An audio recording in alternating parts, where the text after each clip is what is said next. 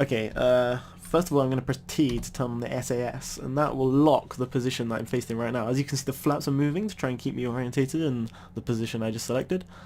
It looks like we're wobbling around quite a bit though, so we should probably try and get it off the ground as soon as possible. So I'm going to throttle up, and then I think launch the engine. Off we go. We're in the air. This first part successful. Now I'm just going to hope the rest of it goes pretty much the same. Okay, if you see this little dial right at the top with the different blue sections, that's how far we are up through the atmosphere. So as you get up further, you move faster because there's less air resistance, obviously, and yeah, the further up you get, the less easy it is to control as well because you have less air resistance. One thing I didn't add is RCS thrusters, which are small little rockets on the side that just give you a little bit more control to move yourself around, especially useful for docking when building a space station or something. Yeah, if we look to the left, that's the fuel, and the fuel in our solid rocket boosters are almost empty. So there we go, we can jettison those. Now, all we've got is this big guy. Looks like our speed is slowing down, we're no longer accelerating, which isn't really what we want. Maybe we should have added some extra side rockets. Oh no, we're accelerating again, that's good. I think that's because we've got out a bit more of the atmosphere. Now, if you press M, it takes you to a map, and here we go, here's the Earth. Well, Kerbal, here's the Moon, it's Mun rather than Moon, which, not particularly imaginative, but you know. Okay, now, here, this blue line is our orbital path if we carried on going at the same speed we are now. But as we're accelerating, this is increasing. And this is, the apoapsis is the highest part of your orbit, and the periapsis, which we'll see later on, hopefully, is the lowest part of your orbit. Now, this is rising, and it needs to be about 70,000 or above to achieve a stable orbit, because lower than that, you just get slowed down by the atmosphere and fall back to Earth, or Kerbal. Now, this is rising quite a lot actually, so we could probably stop in a second, wait till we get to the top before changing direction. I think maybe throttle down a little bit, and I think we're ready to make a slight turn. So, if we go this way, I'm just using the WASD key, the WASD keys here to turn. Try and keep it perfectly aligned on here. There we go.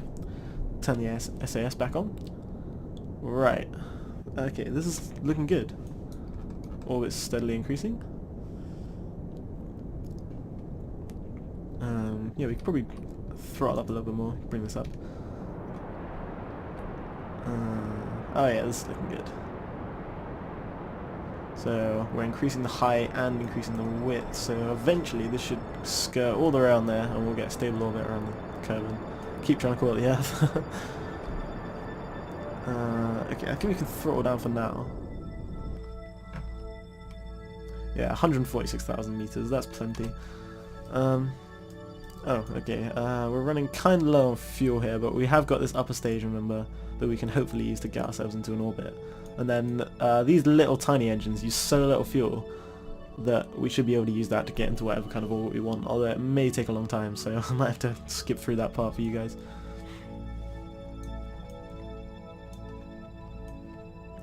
Okay, yeah, as you can see, this game's pretty good looking. If we look out, we can see all the stars. There's this big sort of belt of stuff here. I don't really know what that is.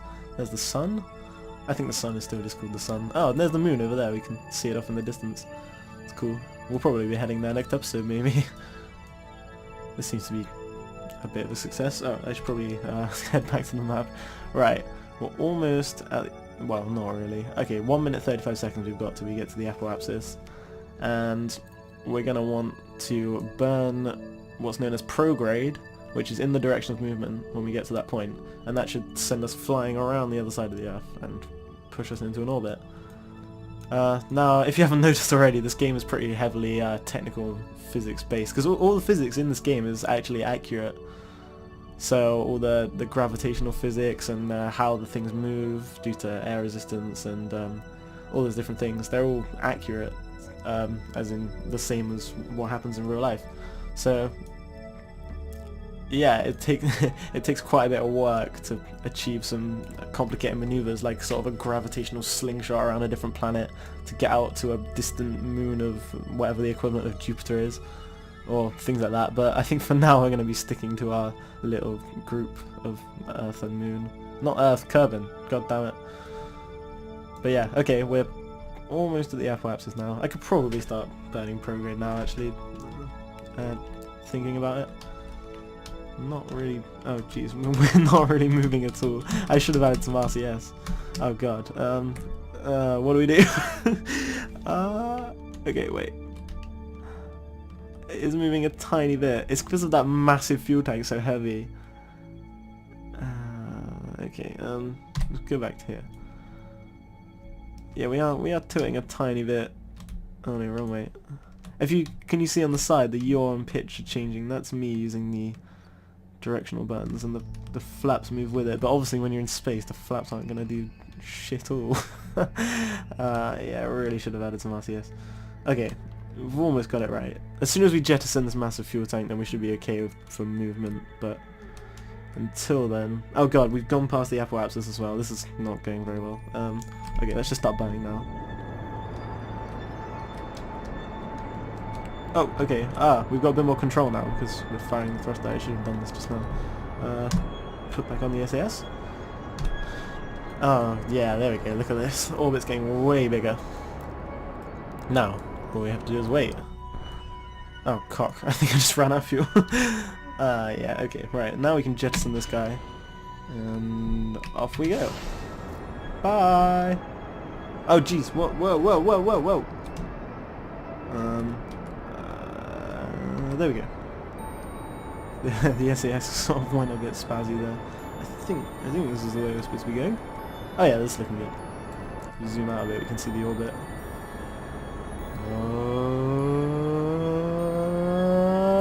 Hey, there we go. We got it.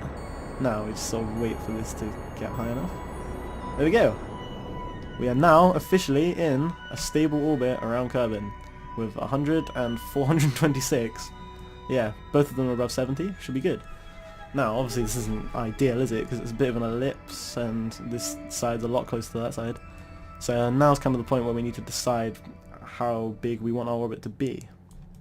So, we could get it into a geostationary orbit. Now, if you don't know what that means the orbit speed follows the speed of the Earth's rotation, so that you stay above the same part of the Earth the whole time you're going around.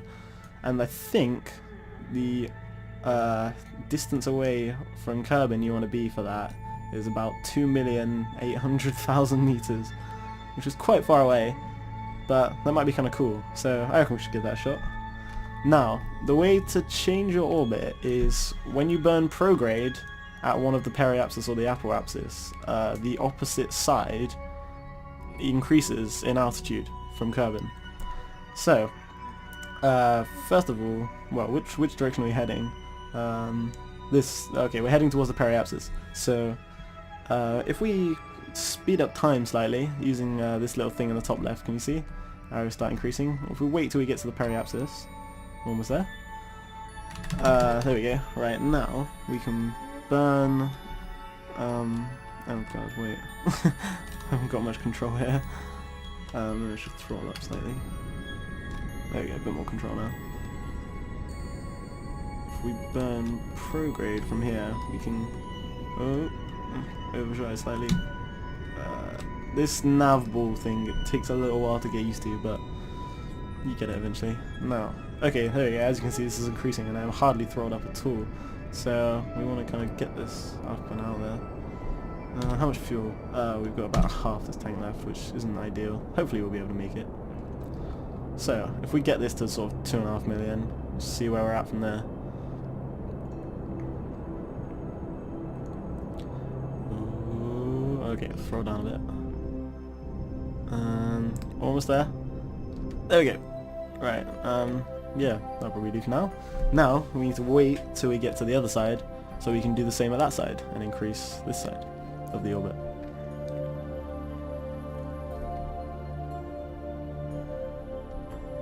We speed up a little bit more. Okay, we're almost there. Don't want to overshoot it. There we go. Right, now, if you look at the nav ball, there's now a sort of a little green cross on the symbol that's been there before, and that means we're now facing retrograde, which is the opposite direction in which you're moving. So we need to be facing the other way, because we need to be burning prograde to increase the opposite side of our orbit.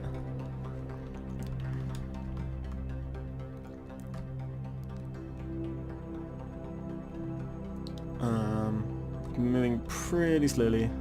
Definitely starting to regret not adding RCS. I'll make sure I do that with the satellite Mark II or whatever I create next. Oh jeez, overshot it by a lot. Oh dear. Okay, let's throttle up a bit so we get a bit more control. It's probably going to cock up the orbit a bit, but oh well. Okay, yeah. Okay, the other side is increasing, which is promising. There we go. Right. We just throttle up, that should handle itself now. Okay. It's going up pretty quickly. Should probably throttle down a bit. Hopefully we should be able to get this with the fuel we've still got, actually. Okay, now you can see these guys are starting to change around because... Oh! Okay. That one's 295, that one's 26. Not really perfect, is it? That one's about 3 million now, this one's about 2 million. Okay, I think what we're going to need to do is get around to this... well, if we increase this guy... Oh, no, this is not what we want to be doing, is it? Okay. We're going to need to head over to the periapsis. No. Wait, yep, periapsis. And decrease the opposite side back down to 2.8. And then we can head over to the apoapsis and increase this side ever so slightly. Just crack it up onto 2.8. So, we're going to need fast forward time. It's moving quite a lot more slowly now, so we can speed up a bit more. Ooh, okay, a little bit more. Come on. Come on, little satellite. There we go. Right, now, if we... Oh, Jesus. See if we can manage to get this facing the right direction. Oh god. Oh no, wrong way. I need to be going retrograde, not prograde. Oh dear. Okay,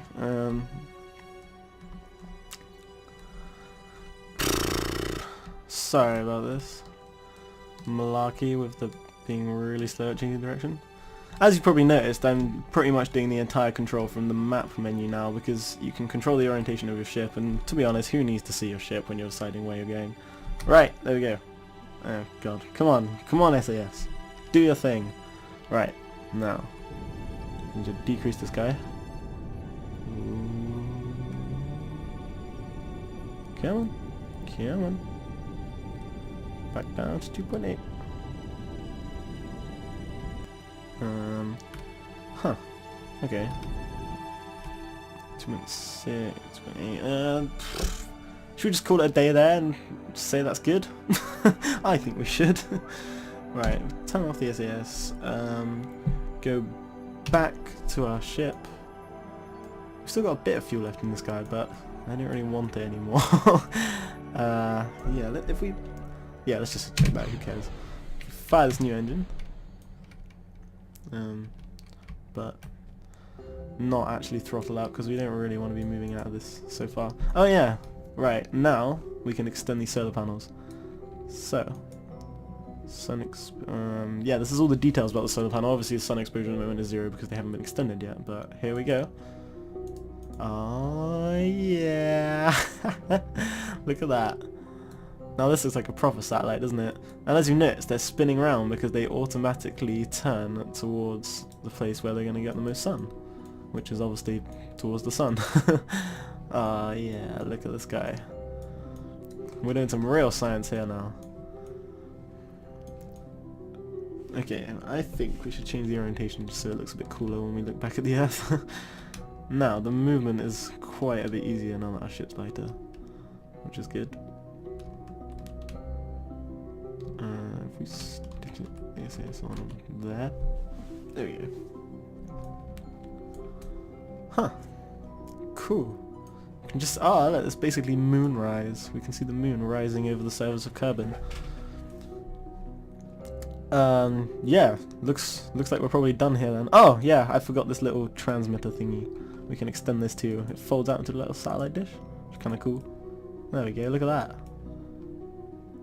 Just about clears the solar panels too, so that's good. There we go, and that's now pointing the complete wrong direction. Where's the Earth? Curvin, where? There you are. Yeah, it's not quite pointing the right direction. We could try and spin it around.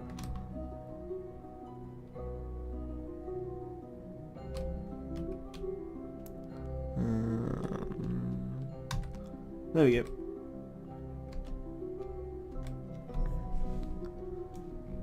Yeah, this is looking good. Can get some communication going here. People can be watching their Sky TV. And yeah, should we speed up time and see how this geostationary orbit is actually working out? Ah, yeah, look at this as it goes around. Oh god, it's flipping over too. Yeah. Now we're onto the dark side. But yeah, we are staying over this big giant continent. Even though we didn't get it quite right, it still looks pretty cool in the video. Oh yeah, there we go. You can see at this stage it's sort of slightly off. But it's not bad for a first attempt. You could give me that. It's not bad. That's what it says on the DVD edition of this video. Not bad himself. But yeah, so I think we can wrap it up about there. Moving on. Oh, Jesus Christ. Yeah. So, thank you for watching this video. Hope you enjoyed it. And hopefully see you next time. Bye!